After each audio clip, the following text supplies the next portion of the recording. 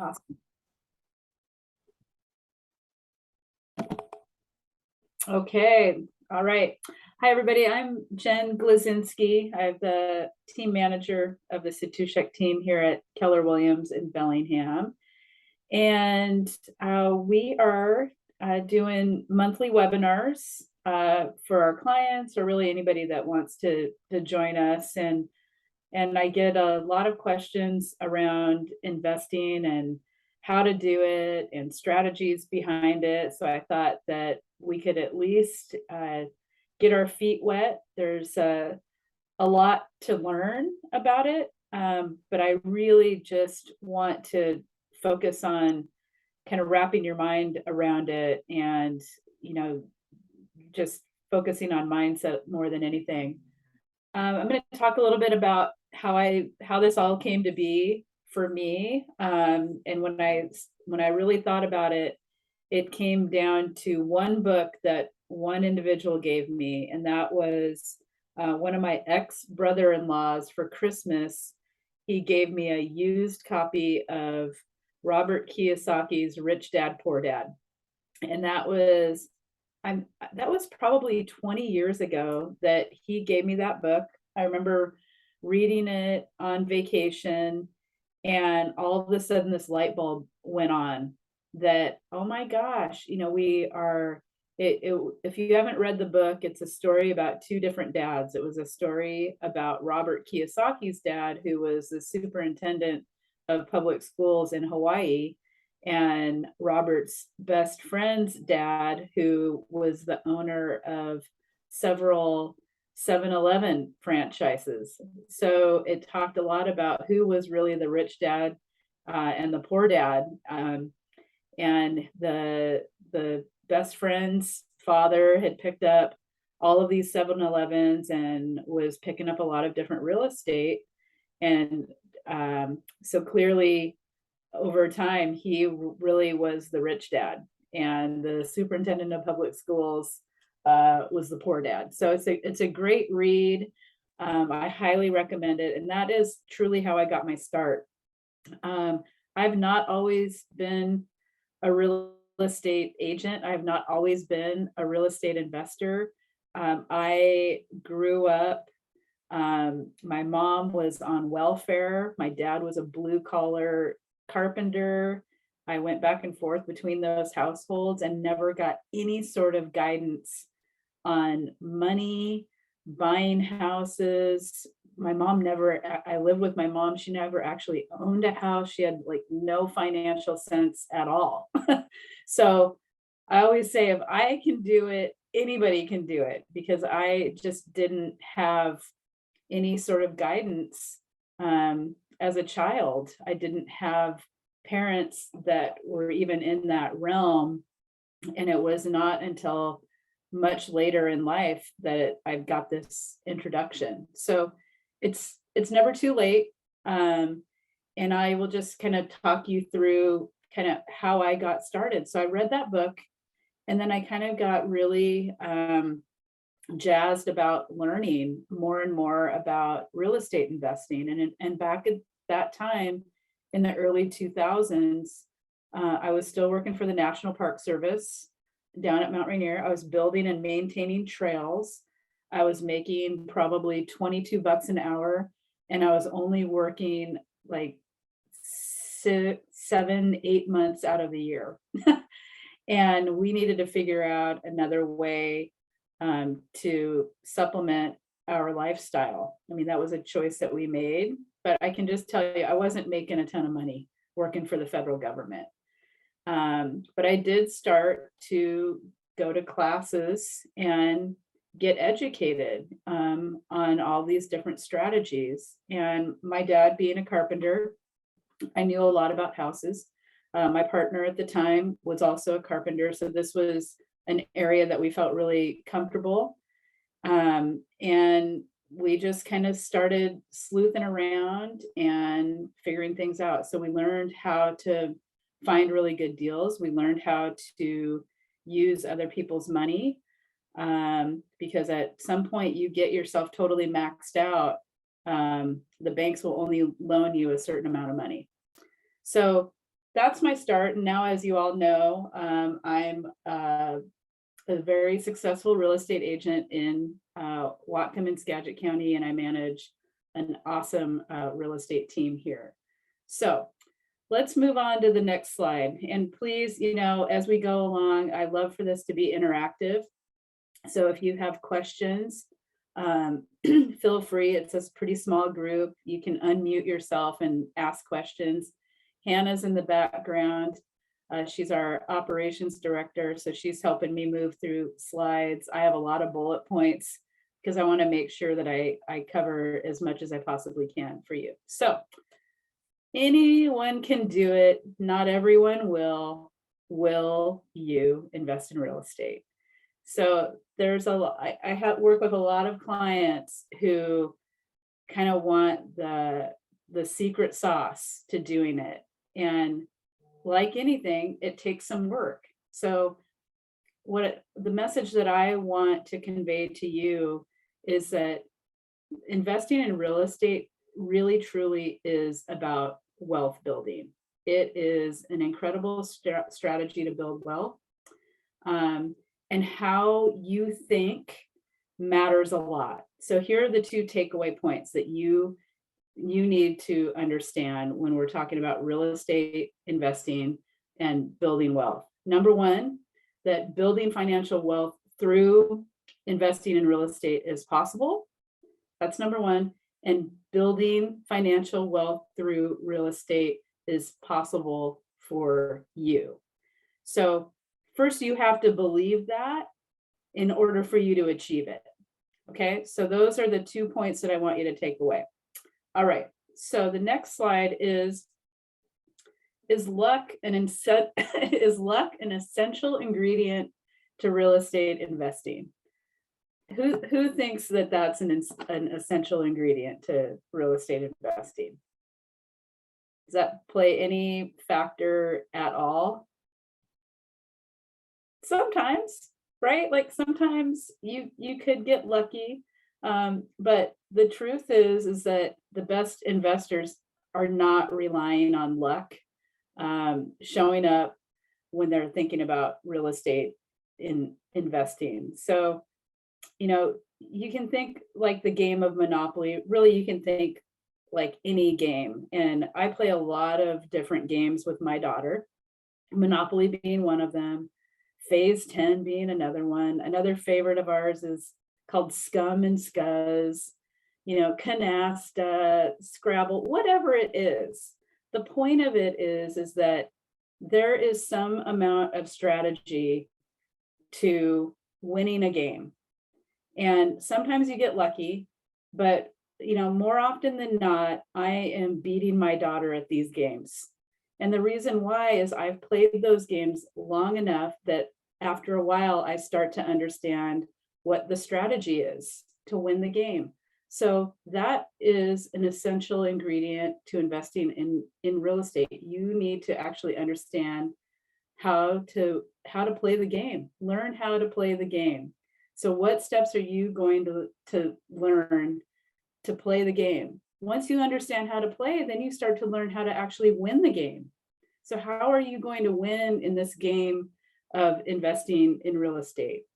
So the main way that you do that is you actually utilize proven models to make you successful at actually winning the game. So there are things that you need to focus on that all very successful real estate investors focus on to win in this game of investing in real estate to ultimately build financial wealth. So we're going to focus on 3 of those areas. So over and over, interviewing top agents, the 3 areas that top real estate investors focus on are criteria, terms, and network. And we're going to really dissect these. But I think one of the biggest takeaways that I want you guys to have from this is learning how to recognize opportunities. So as you're driving around, recognizing what an amazing opportunity something could be. So I'm a storyteller. I've got lots of stories. So 4 years ago, I was driving some clients around from Kentucky. And in Kentucky, your dollar goes a little bit further than it does up here in Washington. It's pretty expensive to live here. And so they were looking at the time, they couldn't afford anything more than $250,000. And we all know what that gets you here in Whatcom County. Doesn't get you a whole heck of a lot. So then we started looking at vacant land. And this is a really natural progression from what I've found. When people see how expensive things are, they're like, oh, well, I'll just buy a lot and I'll build on it, and that will be so much less expensive for me. So we started doing the math, and I said, well, in order for that to be affordable, we're going to have to pick up a lot for maybe $25,000. And there's really only a couple places in this county that you can pick up lots for that amount of money. And one of those places is in Glen Haven on the south end of Whatcom County. So we're driving around and we drive by, I don't know if you haven't been there, there are a lot of steep lots. It would be very hard to get a septic system. It'd be very hard to put in a driveway, let alone a house. And so we drive by one lot that's listed for $7,000. And I thought for sure this thing was going to be on an 80-degree slope and no ability to put in a septic system. And we drive by, and I take one look at that, and I turn to my clients and I say, if you don't buy this, I'm going to. That was me recognizing an amazing opportunity and being very educated about the area. I had actually lived in Glen Haven for 13 years. And I knew an incredible value when I saw it. So we stepped out of the car. I walked around the property for a couple minutes. We get back in the car, go back to the office. We talk about them purchasing this lot, and they decided, we're just not quite ready. And when you see an opportunity like that, you have to be positioned to pull the trigger and be able to buy it. And so I said, well, here's what I'm going to do, because I would never have even had any awareness about this property if I weren't touring you around. And I said, I'm going to buy this property for $7,000 because I happen to have $7,000 cash in the bank. And I'm going to actually hold on to it for the next 6 months until you decide whether or not you're going to want to move forward. Now, did I have to do that? No, of course not. Then that's not really the point of the story. But the point of the story is that there are opportunities and great deals to be had everywhere. You just need to know where to look. You need to know what it is that you're looking for. So that's one example. And I have countless of other examples, and a lot of it just comes down to experience. The fact that I've been doing this now for almost 20 years. And now I'm a real estate professional. This is what I do for a living. And I happen to love the investing piece. So let's talk about this. Let's talk about criteria. So you need to figure out what is going to be your focus? What are you going to buy? Are you going to be buying vacant land? Are you going to be buying single family residence, multifamily, apartment complexes?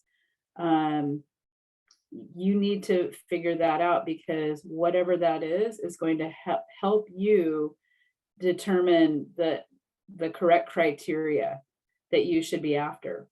So, type of construction. Is this going to be something that you buy and hold on to? You want to be a landlord and you want to rent it out? Is this going to be a fix and flip? What is it going to be? Location matters. Location, location, location. There are certain barriers, something that may look like a good deal on your favorite home search site, up close and in person, it's no longer that great of a deal because that listing agent failed to tell you that it backs up to the train tracks or the water retention pond, or it's right in the direct flight path under the airport, or that this is in the super high crime district, maybe the garbage dump is right there and it stinks, or the wastewater treatment plant and you get a whiff of that, right? So all of these things, you have to figure out your location and the ability to sell it again, the resale. So you need to be very focused on the facts about the property, and you need to stick to your guns when you're thinking about your criteria.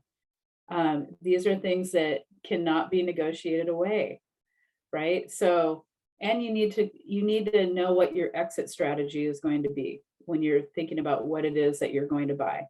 I'm not going to get into the weeds today about a big long checklist when it comes to criteria. That's going to come down the road when we do part 2 of this seminar. So you need to know that location matters, having a set criteria, knowing what your exit strategy is, and how to recognize what an amazing opportunity is.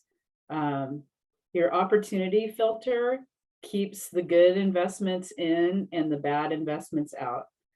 So it lets in the good and keeps the bad out. It keeps you from making that really bad decision to buy a property that you're not going to be able to offload down the road. All right, let's get into terms. Any questions about criteria? So, I'm trying to help folks create a mindset around this, helping you to figure out what your goals are around investing. And then we can start, getting into like, well, what is a good buy? What are the things that I need to be looking for? And then how in the world am I going to be able to afford this? So let's talk about terms. Jen, it's Yeah. Lisa.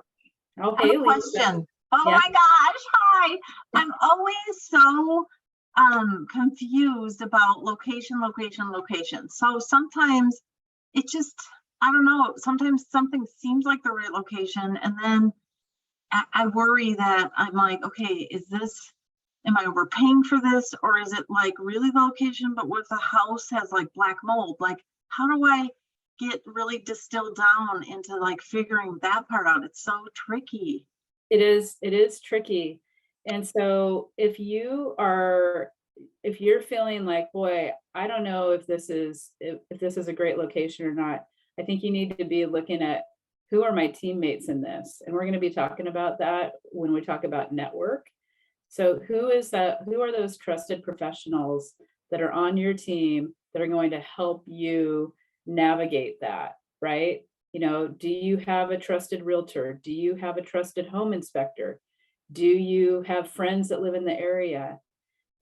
Lisa's in Minnesota. Maybe that would be a great place for me to consider investing because the cost of living is less there. I don't know the first thing about what a good location in Minnesota is. And Lisa may not know a darn thing about what a great location here in Whatcom County. It's like, oh, look at that cute house. And then, she's asking me questions about it. And then as she's utilizing a trusted professional who's going to tell her. So if you don't know, if you don't have the experience, but you want to be making a good purchase, then figure out who your network is to help you get those teammates on your side so that you don't make a terrible choice. Perfect. Thank you. Yeah, that helps a lot. Okay. Yeah. Because we can get ourselves into big messes, right? I mean, there's the obvious stuff and then there's the not so obvious stuff, right? Like obviously, like if you drove up to a place and you see railroad tracks, you start seeing there's just different things that you should be looking for. There are different demographic, economic things that can drive a neighborhood up or down, drive crime rates up or down. And so those are all things that you need to be factoring in with location and your specific criteria. You know, is this a place that people would want to live? Is this going to be an easy sell after I fix it up? You know, maybe my strategy is I'm going to buy and hold for a while because that's what our market is telling us to do. But ultimately, I want to offload this thing and I need the cash to make another investment. All right, terms. How in the world are you going to buy this thing? Everybody wants to be an investor, but they don't have any money. So that seems to be one of the big stumbling blocks. And so how do you turn something into a good deal? So let's go back to my example, the couple from Kentucky, right? So I knew that my strategy with that was that I had a couple strategies. I'm going to buy this lot for $7,000. By the way, they decided after 6 months that it wasn't good timing, that it was not affordable for them. So I ended up with this great lot. Well, guess what? Fast forward 7 years later, and I am selling that lot. I haven't done a darn thing to it except pay the dues and property taxes, and I'm selling it for $69,000. Do you think that was a good investment? You think that return on investment was pretty darn good in that case? I thought about building on it.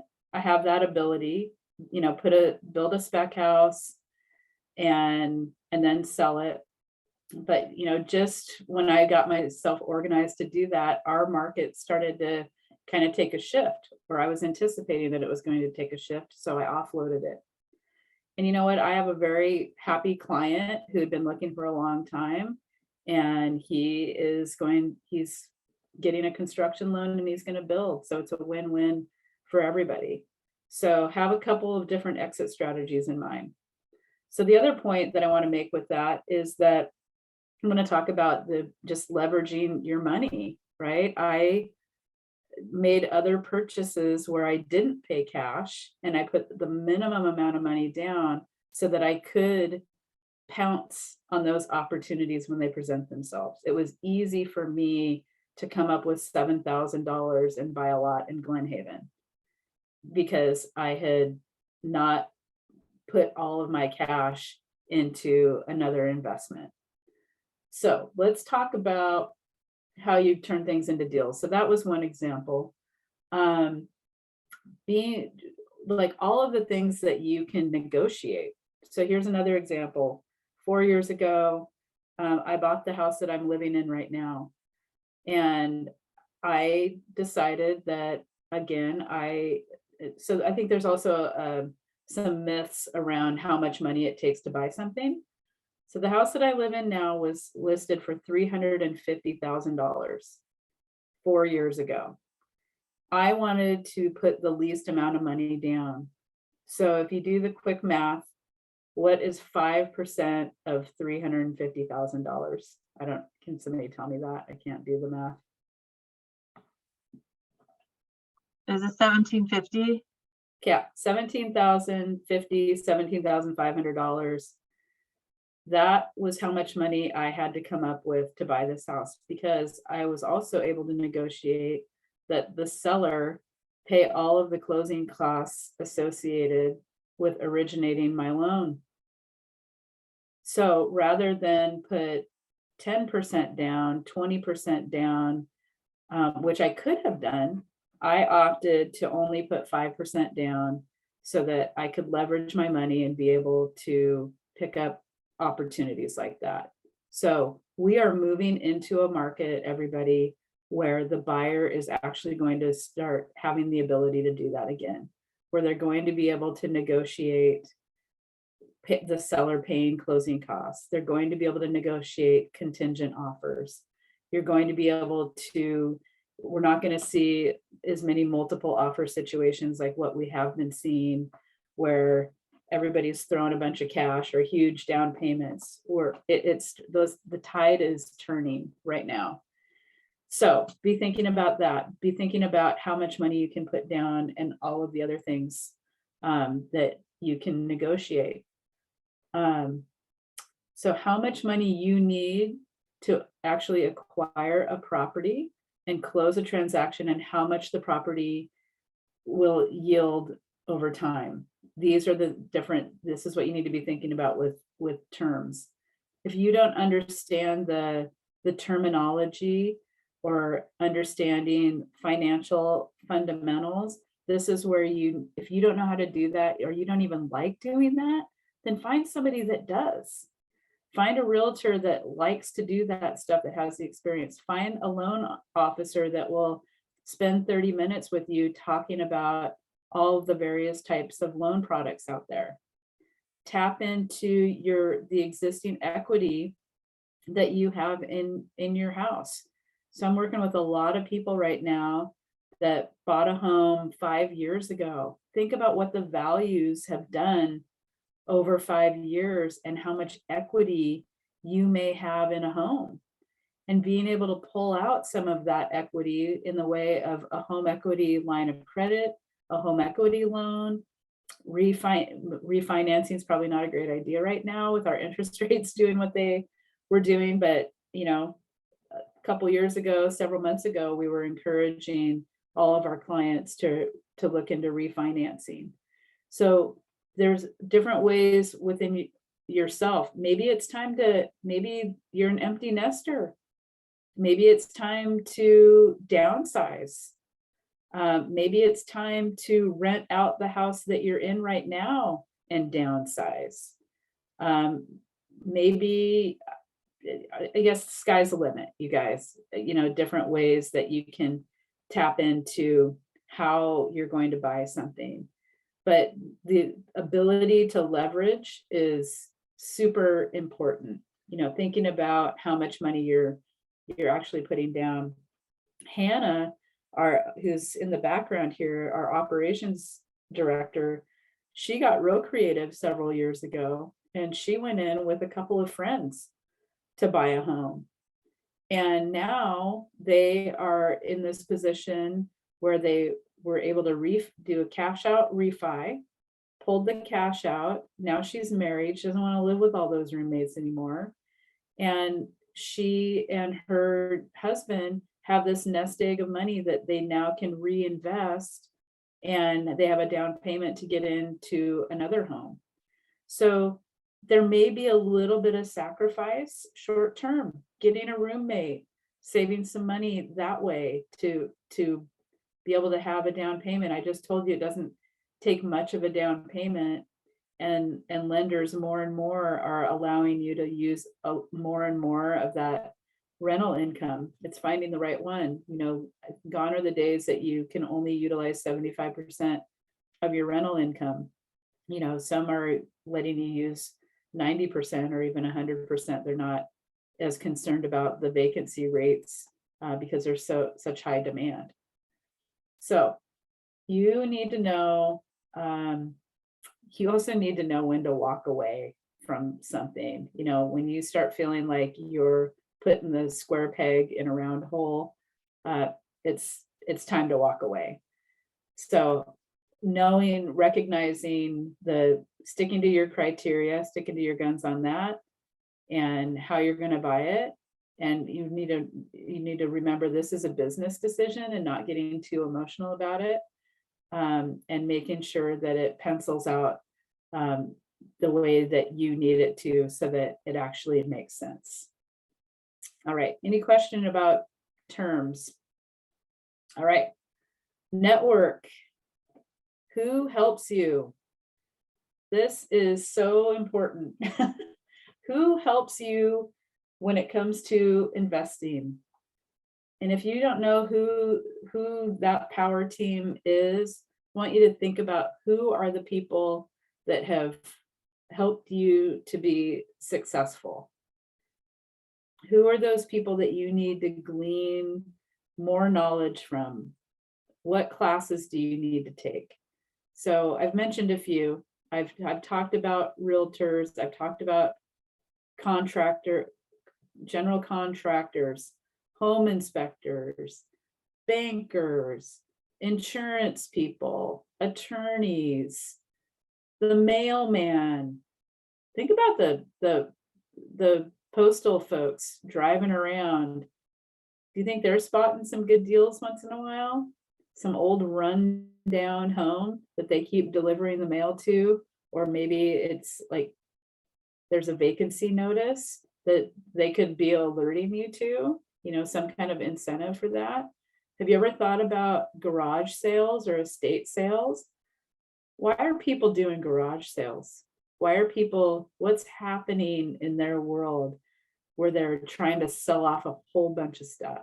A lot of times it means that they're going to be moving. And it's a golden opportunity for an investor to just start striking up a conversation with those people. So your network doesn't have to be the big professionals that you pay out money to. Your network can be other people. Maybe if you're still actually getting a newspaper, maybe you need to be thinking about those people. Who is going to help you find good deals? So that's one person that you want to network with. And then the other people that you need to network with are the professionals. Who's going to continue to feed you the business, property management companies, all of those things.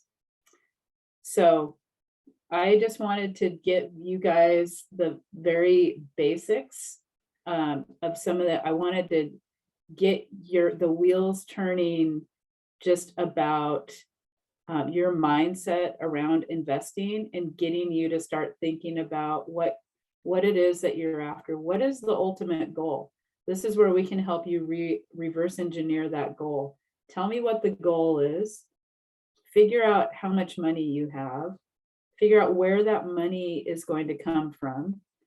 On our next webinar, I really want to get into the nuts and bolts about the specifics when we're talking about criteria. I want to get into the specifics of creative financing. When I first started out as an investor, I used a lot of other people's money because the bank would not loan me any more money. And there are a lot of people out there that have a lot of money and they don't know what to do with it. But if you are their trusted friend, family member, they may be willing to work with you on that. And so getting over that fear, it's a completely legit business transaction. There's a deed of trust, there's a promissory note, there's interest, there's all of those things. And it can be a real win for a lot of people. And especially with conventional loans and conventional rates being what they are, it's another really great resource to tap into. So that is just the beginning. That's all that I really wanted to cover for today. Are there any questions before we head out?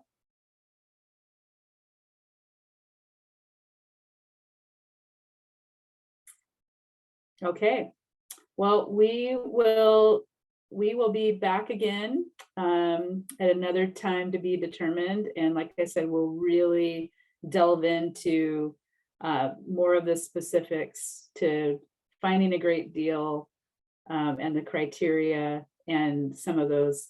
I've got 20 different creative financing ideas that I want to share with you guys. I can't wait to hear that, because honestly, I've always been thinking, if I can't get a loan from a bank, then I'm dead in the water. You know what I mean? Yep. Lisa, you and I could talk. I've got lots of great ideas for you because you've got lots of friends in high places that probably have no idea how to spend their money. Exactly. All right, everybody. Thanks for coming. Thank you. Have a good day. Thank you.